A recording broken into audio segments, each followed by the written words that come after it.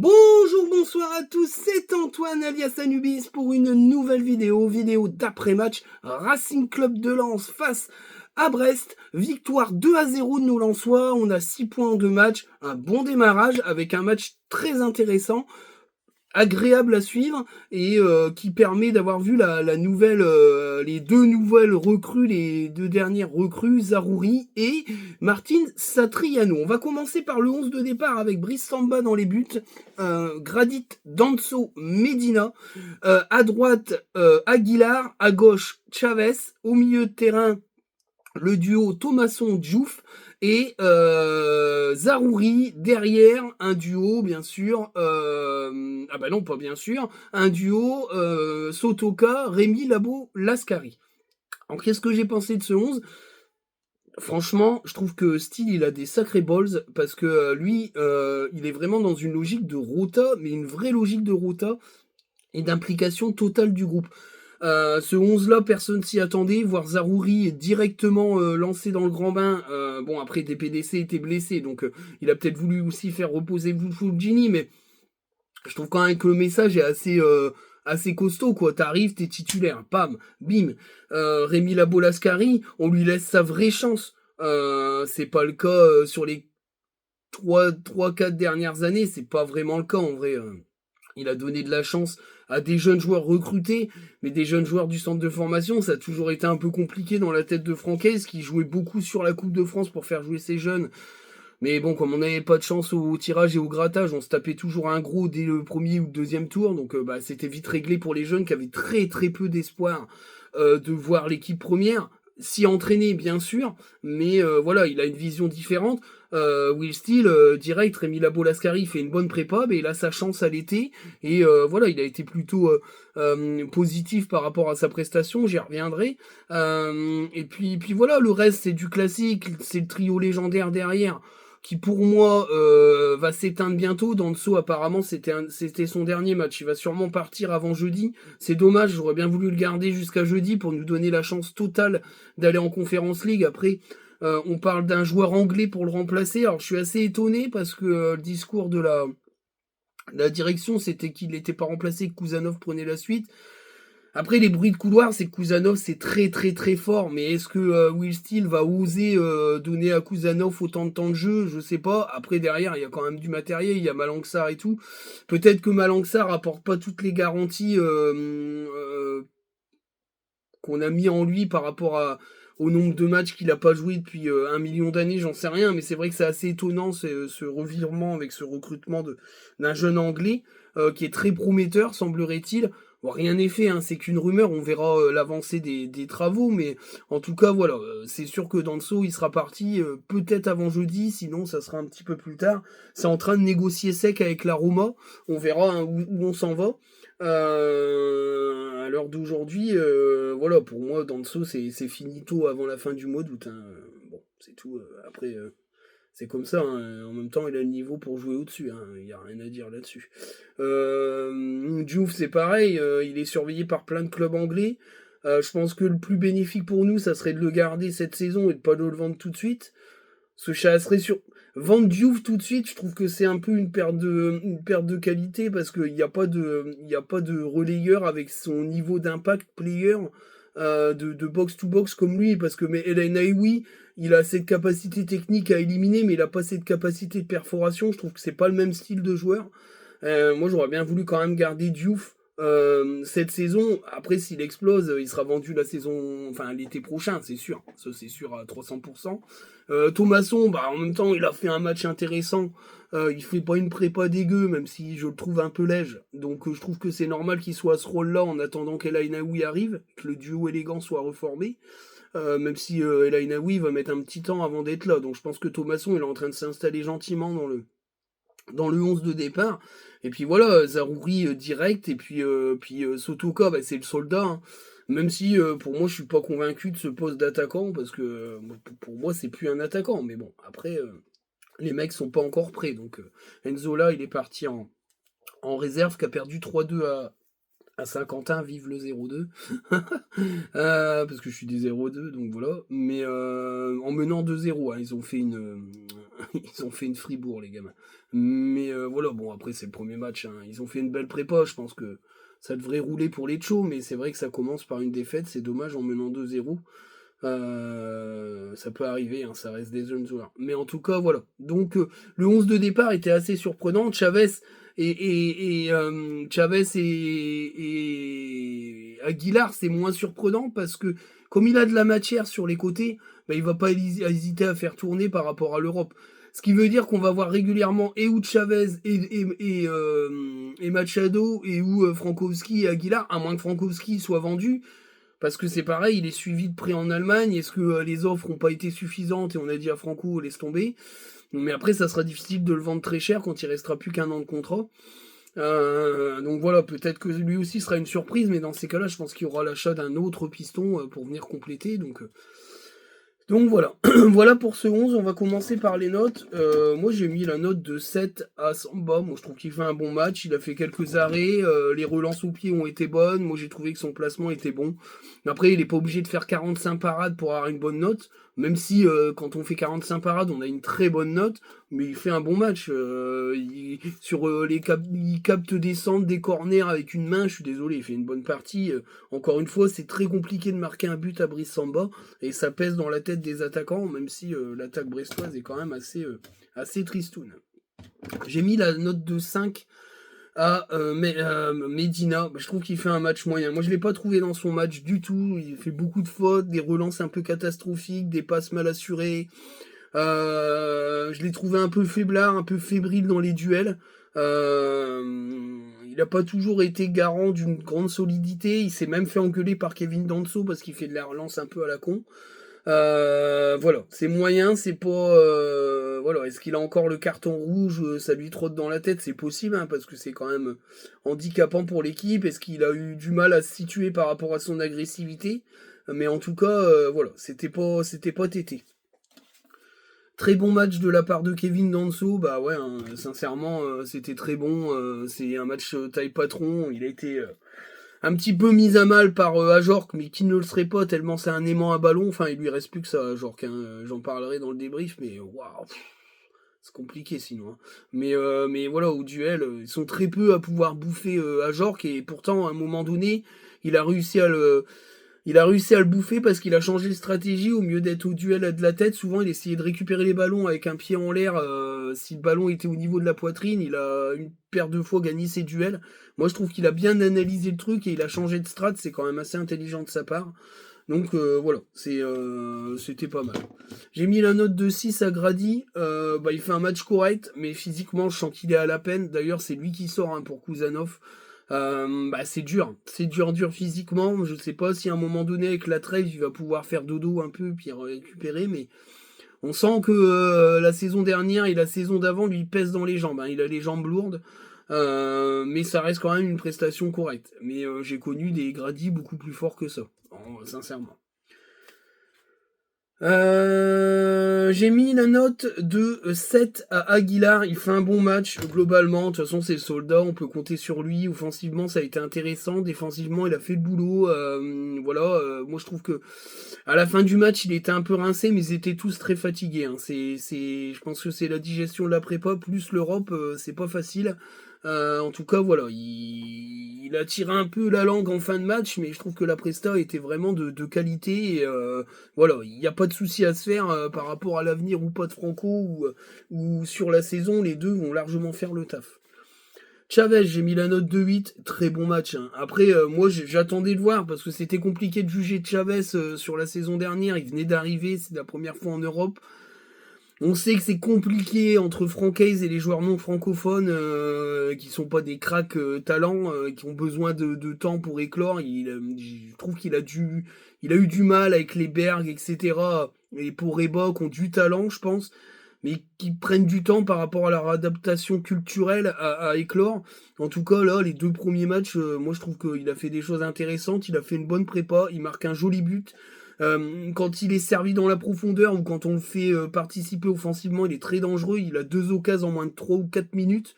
C'est impressionnant, il n'hésite pas à frapper, il n'hésite pas à centrer non plus. Les centres ont vraiment été plutôt de qualité. Moi, je trouve qu'il fait une très bonne partie.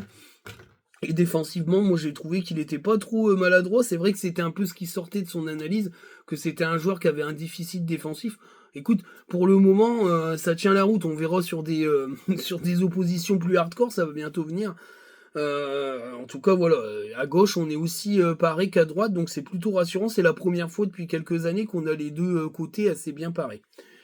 Au milieu de terrain, bah, j'ai mis la note de 8 à Thomas, pardon, à Thomasson. Il fait un très bon match, Thomasson. Métamorphose.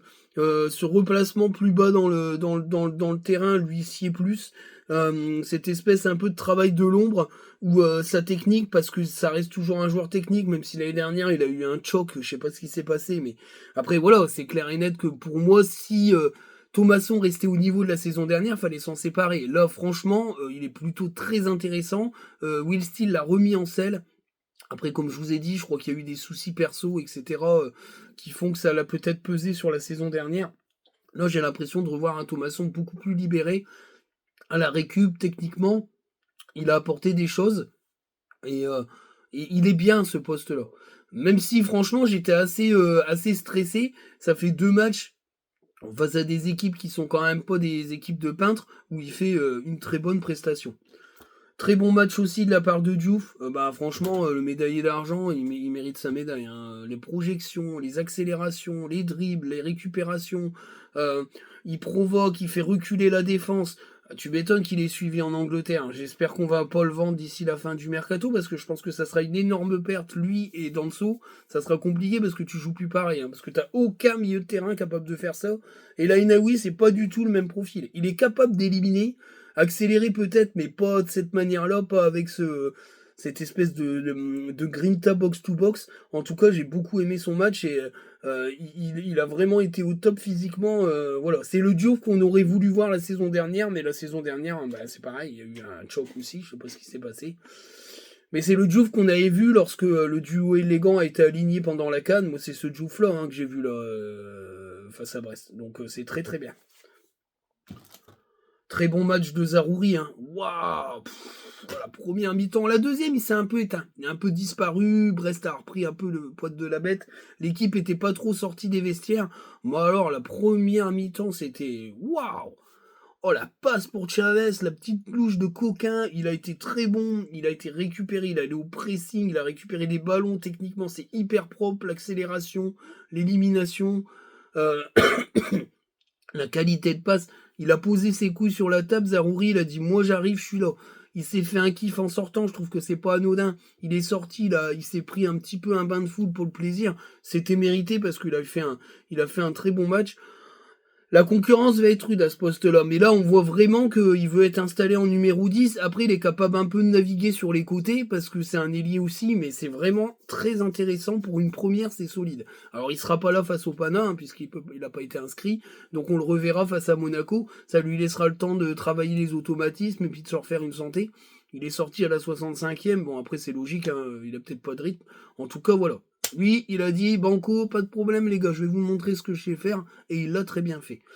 J'ai mis la note de 5 à Sotoka, alors je sais bien, je vais quand même faire... mais moi je suis désolé, le match est moyen. Il doit marquer au moins un but, voire peut-être deux.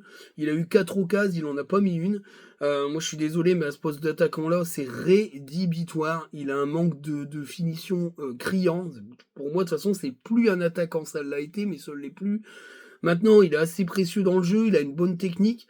Le problème de Sotoka, c'est que le changement de système peut lui être un peu négatif, parce que si derrière ça pousse et que c'est efficace, à un moment donné, les choix de Will Steele, ça sera les choix des attaquants qui marquent des buts, hein, parce que là, devant, le critère principal, c'est quand même de marquer des buts. Donc voilà, sur ce match-là, moi, je l'ai trouvé moyen. Il n'a pas forcément pesé comme il aurait dû. Voilà. Par contre, Rémi Labolascari, je mets la note de 7 parce qu'il fait un bon match, le gamin. Alors oui, c'est foufou, oui, c'est pas toujours régulier dans le match, oui, il est un peu maladroit, mais sa prise de profondeur, sa vitesse, son abnégation, il va au combat, il a servi de point d'appui une paire de fois, il est techniquement pas toujours fiable, mais quand il l'est, en tout cas, ça fait des ravages. Bah franchement c'est bien, et moi je suis d'accord avec lui Steele, il a gagné sa place sur la prépa, il a gagné sa place aussi sur les matchs où il a apporté des choses, donc voilà, Will Steele l'a dit, il aura du temps de jeu, donc c'est mérité, et franchement c'était vraiment bien. Moi j'ai beaucoup aimé ce match du jeune, parce que c'est pas évident de faire sa première en Ligue 1 à Bollaert en tant que titulaire. Il a montré de très belles choses. Moi je suis désolé, alors c'est pas parfait parce que ça reste un jeune joueur, voilà, mais quand le prêt est productif, on a des joueurs qui arrivent avec un bagage de confiance très fort. Donc Anthony Bermond, on espère la même à Annecy. On essaiera de suivre ça un peu de loin, mais en tout cas, voilà, c'est vraiment, vraiment bien. Moi, j'ai bien aimé son match. Voilà. Il aurait mérité un but, et il n'a pas eu, puisque c'est la fraude cardinale qui a fait un but contre son camp. Ah putain, ça m'énerve. Je repense à tout ça, ça me saoule. Et, et voilà, mais c'est un bon match. C'est un bon match. Bon, je pense que j'ai fait le tour de tout le monde, hein, à mon avis. Je pense que c'est ça. Ouais, je pense que c'est bon. On va passer au remplaçant. Fulgini, j'ai mis 5. Moi, je trouve que c'est moyen. Je trouvais que bah, son entrée, elle a pas dynamisé. Je trouve qu'on était. Il n'y a pas eu un mieux, je trouve. Même s'il a été besogneux au milieu du terrain, moi je trouve que ça a quand même souffert de la comparaison avec Zarouri. Après, il a tellement mis la barre haute que c'est un peu compliqué, mais voilà. La même note à Machado, parce qu'il doit pas se jeter comme ça, hein. Il prend un rouge, il y a rouge, hein. Même si je trouve qu'il le met un peu trop vite, parce que s'il attend vraiment la fin de la séquence avec le joueur, alors, j'ai revu le match, c'est vrai qu'il va me mettre sur le carton jaune. Mais comme l'autre, il se roule par terre 3000 ans, que il a la jambe cassée, il change d'avis avant que l'intervention des soigneurs s'arrête, et il met rouge. Mais moi, je pense que s'il attend, il met un jaune. Voilà. Mais il a fait des bonnes accélérations. Mais tu te jettes pas comme ça, tu dois pas faire ça. Voilà, je trouve que là, il y a un manque de maîtrise de nerfs comme Medina. Faut faire attention, faut se maîtriser. Il y a beaucoup d'excitation. C'est peut-être aussi le défaut de ce que peut transmettre Will Steele, peut-être une surexcitation, parce que tout le monde n'est pas, personne n'est parfait, hein, mais je pense que c'est peut-être quelque chose qu'on va peut-être voir plusieurs fois dans la saison. Mais en tout cas, voilà, il doit pas se jeter comme ça. Et résultat, il sera pas là pour Monaco. Bon, après Chavez, il va faire le taf. Faut espérer qu'il y a rien de grave. Mais voilà. Mais sinon, niveau accélération, on a montré pas mal de bonnes choses. Après Machado, pour moi, il est au-dessus de Chavez, hein, c'est sûr. Kuzanov, bah, j'ai mis la note de 6. Moi, je trouve que l'entrée est correcte. Après, c'est un style, hein, Kuzanov. Hein. C'est puissance, coup de tatane, boîte en veux-tu, en voilà. D'ailleurs, il a eu un jaune pour l'ensemble de son œuvre, parce que je pense que l'arbitre, il en a eu marre. Il a mis au moins 4 boîtes en moins de 10 minutes. Et la dernière boîte, il a dit, allez, tiens, hop, allez, hop, tu saoules, t'es trop violent. Mais sinon, il est costaud, hein. Il est costaud, la relance. Bon, après, il fait quelques petites erreurs, il est perfectible, mais il est très très jeune. Mais moi, je trouve que son entrée, elle est correcte. Voilà. Moi, j'ai confiance en Kuzanov, personnellement. Que je pense qu'il a le moyen d'exploser. Satriano, j'ai mis la note de 6. Bah, je trouve que pour une entrée, c'est pas évident face à son ancien club, avec un peu la polémique. Bon, après, c'est la polémique des Brestois, je peux comprendre qu'ils aient le seum par rapport à la Ligue des Champions, qui préfèrent aller à Lens. Après, je vais pas rentrer dans ce débat-là, mais je pense qu'il a fait le pour et le contre, et que j'ai quand même pas l'impression que Brest, il est en mode Ligue des Champions. Je pense que Brest, il est en mode survie, et que je suis assez inquiet pour eux, parce que j'ai pas l'impression que les renforts arrivent, que j'ai surtout l'impression que le club est en train de compter ses sous de la Ligue des Champions et voir s'ils vont survivre avec la baisse des droits TV. Sans Pierre Lesmelou, c'est quand même pas la même équipe. J'ai l'impression que les joueurs ont quand même été euh, en hyper puissance la saison dernière, et qu'ils sont à peu près à leur niveau cette année, et c'est un peu plus compliqué, on verra. Mais c'est pas évident, quoi. Tu prends 2 défaites face à 2 équipes qui sont techniquement tes concurrents, puisque quand tu joues la Ligue des Champions, ça veut dire que tu fais partie du top 4, top 5, donc c'est des concurrents directs, tu perds déjà 2 matchs face à eux. C'est pas évident, c'est pas un beau calendrier pour eux, mais nous non plus. Donc on va démarrer le grand 8 avec 6 points, écoute, c'est déjà pas mal. Pardon. Et puis voilà, j'ai trouvé que dans les prises de balles, il a essayé des choses. Bon, il a fait une frappe un peu ratée, croisée. Mais enfin, on va pas lui en vouloir, mais il a été au combat. Moi, j'ai envie de voir Satriano. Je le voyais pas aussi grand que ça. Tu vois, c'est un sacré bébé. Il a le numéro 9, c'est quand même pas anodin non plus. Donc j'ai hâte de voir ça. J'ai hâte de voir un Satriano un peu plus impliqué dans le truc. il va être dans la rota, mais voilà. Après, j'ai pas l'impression quand même que c'est un Sotoka-like. Hein. J'ai l'impression qu'il est peut-être, c'est plus un numéro 9 de pointe. Voilà, j'ai pas l'impression non plus qu'il va révolutionner le jeu, mais il peut être un joueur très intéressant à la pointe de l'attaque. J'ai hâte de voir ça. J'ai hâte de voir ça. Et puis après, Frankowski, je mis la note de 6. C'est une entrée correcte. Hein. Il est venu pour remplacer numériquement Machado. Diouf est sorti. Hein. Je pense que sinon, il aurait fait tout le match. Il fait une entrée correcte. Il a fait le boulot. Il a défendu. Après, voilà, Franco, quand il est assez régulier, c'est compliqué de mal le noter. Voilà un peu. J'ai mis la note de 7 à Will Steele. Il fait un bon match. Hein. Parce que sa rota, elle a fonctionné. Ses coachings ont permis de garder le score. Il a pas paniqué au carton rouge de Machado. Voilà, je le trouve en communion avec ses joueurs. J'aime bien la manière dont il a d'humer d'humer le stade quand il vient en début de match. Tout ça, c'est quelqu'un qui s'apprenne de tout ça. Moi, j'aime bien regarder le match parce que c'est vrai qu'il focalise beaucoup sur la fratrie. Ça discute beaucoup. Il y a beaucoup de débats entre eux. C'est hyper complémentaire. Et voilà, il réagit.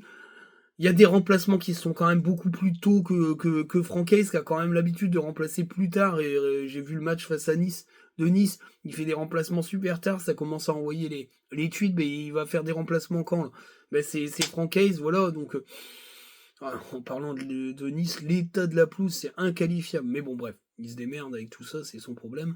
Mais c'est vrai que c'est inadmissible pour jouer en Ligue. Hein, il devrait être sanctionné hein, pour moi. Il devrait jouer dans un stade avec une pelouse verte. Hein. Franchement, c'est inadmissible. On va cracher sur les petits clubs. On a gueulé après Ajaccio parce que c'était un champ de patates. Et le terrain, il est pas mieux à Nice. Hein. Moi, je suis désolé, c'est inadmissible en Ligue 1. Voilà, inadmissible. L'arbitrage, Pignard met la note de 6. Je trouve que c'est correct. Après, je trouve que il y a rouge parce que il peut mettre rouge. Il est pas choquant le rouge, mais je trouve qu'il a mal géré cette situation-là. Il doit attendre un peu. Voilà. Mais le jaune c'est obligatoire. Le rouge c'est pas choquant. Le reste du match il a plutôt bien géré. On avait tous un peu peur du show Pignard par rapport à l'ancien match qui a un petit peu plombé le début de la saison. Puis au final, je trouve que le match a été plutôt bien géré de la part de l'arbitre. Voilà, il n'y a pas de grosse erreur à signaler. Moi, il n'a rien fait de choquant. Hein. Voilà. C'est tout. Après, on va pas dire que l'arbitre il est nul alors qu'il est pas nul. Hein. On n'est pas là pour chier sur les arbitres à longueur de temps. Le débrief. La première mi-temps, c'est du très très haut niveau. Moi, je trouve que c'est très très fort. Zaroury, il a fait la misère au milieu de terrain avec Diouf. Ça a été très compliqué pour les Brestois qui sont quand même assez friables défensivement. Je pense que la claque qu'ils ont pris à Marseille leur résonnait encore dans les tympans. Je pense que la décision aussi, c'est pour ça que je mets une bonne note à Will Steele, c'était de les défoncer direct. Il y a eu un assaut direct. L'équipe, elle a dit on va les piétiner. Enfin, il faut pas qu'ils respirent. Et ils n'ont pas respiré. Ils n'ont pas respiré pendant plus de 10 minutes. Ça a été très compliqué. Ils ont pris des coups, des droites, des gauches, des hop. Et Chavez, il les a foudroyés. Premier KO. Avec ce but. C'est vrai que Brest a eu du mal. À un moment donné, revenu un peu dans la partie. Parce qu'il y a quand même ce talent. Cette équipe-là, c'est pas une nouvelle équipe. Ils ont fait très peu de recrutement. Ils ont remonté un peu, à un moment donné, dans leur tête. Ils ont décidé que ça allait pas se passer comme ça. Et on a commencé à avoir un rééquilibrage. Mais au milieu de terrain, c'était compliqué, quoi. Ils se sont fait manger. Et sur les côtés, Chavez et Aguilar ont fait beaucoup de misère. Rémi Lebo-Lascari a quand même pesé par ses courses. Et je vous dis, Zaroury, il était au four et au moulin. Sotoka, il a ce rôle un petit peu de transition, de manière de ballon, de gestionnaire de trajectoire. Mais il pèse pas assez offensivement. Pardon, excusez-moi. Pardon. Ah bah tant pis, je coupe pas. et on est récompensé quand même sur ce côté droit avec un centre qui provoque le but contre son camp de le Cardinal. 3 ou 4 millions d'euros, putain. Bref, on l'a bien revendu, c'est le principal. Et voilà, on mène 2-0, il n'y a rien d'illogique. Pour moi, c'est mérité. Et voilà, on finit la mi-temps comme ça. Moi, je trouve que c'est une super première mi-temps. Et en deuxième, on sort pas trop des vestiaires. D'ailleurs, c'est assez intéressant parce que c'est la première fois depuis plusieurs années qu'on joue à ma gauche en première mi-temps et à ma droite en deuxième. D'habitude, c'est toujours l'inverse.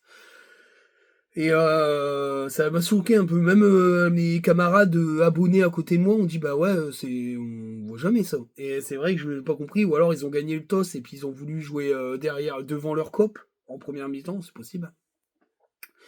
Mais voilà. Alors après, c'était une histoire peut-être de soleil. Enfin, je sais pas, j'ai pas tout capté. Mais en tout cas, voilà. La deuxième mi-temps, je trouve qu'on n'est pas sorti des vestiaires. J'ai trouvé un Medina assez en difficulté qui se fait engueuler par Danso parce qu'il prend des risques inconsidérés. Et il n'y a pas de réduction de l'écart due à la maladresse des Brestois parce qu'ils ont trois quatre grosses occasions, une tête qui passe de peu à côté, une frappe qui passe de peu à côté, quelques centres dangereux. Ils pouvaient réduire le score et ça n'aurait pas été immérité parce que la deuxième mi-temps a été plus difficile et elle a aussi coïncidé avec la perte d'influence de Zarouri qui a été un peu dans le dur. Mais paradoxalement, on a eu trois grosses occasions. Et trois grosses occasions, deux buts. Je veux dire, c'est un match, s'il se finit à 4-0, il n'y a rien à dire. Même si on a un petit peu plus galéré en deuxième. Le problème, c'est la finition de Sotoka qui a été exécrable. Et il aurait dû marquer au moins un but, voire un doublé. Il ne l'a pas fait. Après, il y a Bizot dans les buts. Mais franchement, dans les face-à-face, il doit 10 fois mieux faire. Je veux dire, si c'est Eli Wahi, on lui dit qu'il est nul à chier, qu'il sait pas jouer, bah je suis désolé, il a eu la même finition qu'Eli Wahi au match de l'OM, où il s'est fait siffler en sortant. Mais l'apport de Sotoka dans le jeu est quand même intéressant, mais je trouve que c'est pas un attaquant et que, et je le répète, une fois que les concurrents vont commencer à claquer des pions, ça va être compliqué dans la tête de Will Steele de choisir. Est-ce que tu choisis le gars qui gère bien ou le mec qui met les buts? Surtout si Zarouri derrière il fait le café et les tartines de confiture, ça va être compliqué quand même pour Sotoka, il va avoir de la concurrence cette année. C'est clair, moi je le vois comme ça. Donc voilà, alors on aurait pu gagner plus largement ce match, on finit par un match sans encaisser de but, ça fait 2 matchs d'affilée et 2 victoires.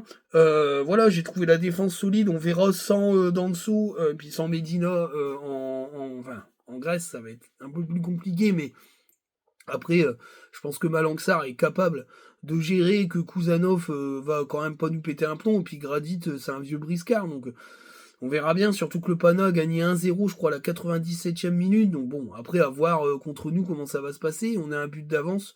Je pense que si on marque un but, on les fera peut-être un peu douter, on verra. Mais en tout cas, ouais, j'ai bien aimé ce match. J'aime bien le jeu proposé, le gros pressing. On a mis en difficulté aussi Brest parce que le pressing était énorme et qu'ils avaient zéro solution. Marco Bizot a souvent allongé sur un Ludovic Ajor qui manque tous les ballons, mais qui au final, moi je le dis, le Brest c'est 5, hein, c'est moyen hein, vraiment. Il les manque pas mal de ballons. Mais alors, la qualité de passe, la qualité technique, c'est nul, nul, nul, nul. Il y a une grosse occasion, il frappe, il fait n'importe quoi en deuxième. C'est pas le Ajorc de Strasbourg, quoi. Je pense qu'il a laissé passer ses bonnes années et que malgré cette capacité à être un aimant, il va falloir qu'il y ait un feu follet autour de lui pour bonifier ça. Sinon, ça va être très, très compliqué. Je crois que c'est Sima qui est rentré après, qui avait un petit peu de jus, un peu de vitesse. Qui a mis un petit peu à mal ses vis-à-vis. Mais c'est Abdallah Sima, hein, je crois, qui est rentré. J'ai un doute, je ne sais plus. Bref, il y a un attaquant qui est rentré assez rapide. Vous me direz dans les commentaires c'est qui. J'aurais cru que c'était Abdallah Sima. Bon après, je suis pas fanat de ce joueur. Moi, je trouve que c'est pas. Même il a fait des bonnes saisons, je crois. Je suis pas fan. Hein. Pour moi, c'est un club et c'est un joueur estampillé Ligue 2, mais bon après. J'ai peut-être des préjugés, mais en tout cas, vous me direz dans les commentaires. En tout cas, c'est une victoire. Ça fait 6 points. C'est un bon démarrage avant d'attaquer les chaînes de montagne. Même si, après, je n'insulte pas le football. L'OL, c'est l'OL à la maison. À voir, parce que l'OL est quand même assez en difficulté. Aller à Monaco, ça va être compliqué. Si on va rapporter un nul de Monaco, ça sera une très bonne chose. Une défaite sera pas honteuse. Puis derrière, faut enchaîner les gros matchs. Rennes, ils ont perdu face à Strasbourg. Moi, je trouve que le point noir de Rennes, c'est leur coach, parce que le recrutement est très bon. Mais je suis pas certain que Stéphane bonifie ce groupe. Et je pense que c'est une erreur de l'avoir gardé. et qu'il aurait fallu choisir un autre coach, même si Stéphane est capable de faire des bonnes choses en Ligue 1. C'est pas un coach pour aller chercher un top 5. Moi, j'en suis persuadé. C'est compliqué pour lui de faire bien jouer ses équipes. Voilà. Strasbourg, bon, après, pour moi, c'est plus un club de foot, c'est une succursale. Donc voilà, après, bon, le recrutement, c'est Chelsea, et puis on s'en fout. Mais c'est vrai que, voilà, on démarre bien. Il faut continuer comme ça. Enzola, il va revenir. Satriano a déjà joué. Zarouri a déjà montré. On verra, je pense que le mercato, il semblait terminé au niveau des arrivées. On parle de ce joueur anglais, je sais plus son nom. Mais Tanguy, bon, enfin bref, je sais pas, je me rappelle plus. Enfin bref, j'ai vu ça passer, mais bon, je m'y suis pas intéressé plus que ça. Au rayon des départs, donc c'est Spearing, Samed, Aïdara et le troisième, Mendy. Voilà, donc ça fait quand même un sacré nettoyage. Pas certain que Diouf parte avec autant de milieux de terrain qui s'en vont. Donc voilà, à suivre en tout cas, parce qu'il parlait d'un 6-10 supplémentaire, voire un ailier. Donc peut-être qu'il y aura encore des surprises à 15 jours de la fin de ce mercato. On verra bien, on verra bien. En tout cas, voilà, le prochain match chez Monaco, ça va. Enfin, le prochain match de Coupe d'Europe, c'est le Pana. C'est un match capital pour la suite de la saison, peut-être aussi pour le recrutement. Avec sûrement un Kevin Danso qui sera parti, je pense. Et puis après, c'est Monaco, donc c'est 2 gros matchs. C'est le premier gros virage de la saison. On attaque les chaînes de montagne assez dures dès le départ, mais on l'a fait la saison dernière, ce qui permettra peut-être d'avoir un automne un peu plus abordable en termes de match. Je pense vraiment que ce qu'insuffle Will Steele à l'équipe est très très intéressant et j'ai hâte de voir cette équipe jouer. Je prends beaucoup de plaisir à la regarder. J'espère que je pourrai continuer. Donc voilà, prochaine vidéo vendredi ou samedi. J'essaierai de la faire vendredi si je peux. Pour essayer d'enchaîner pour pas trop d'embouteillage de vidéos. Merci à tous de suivre, ça fait qu'augmenter, j'ai eu plein de retours positifs, donc c'est super cool. Donc voilà, je vous dis à très bientôt les amis, ciao.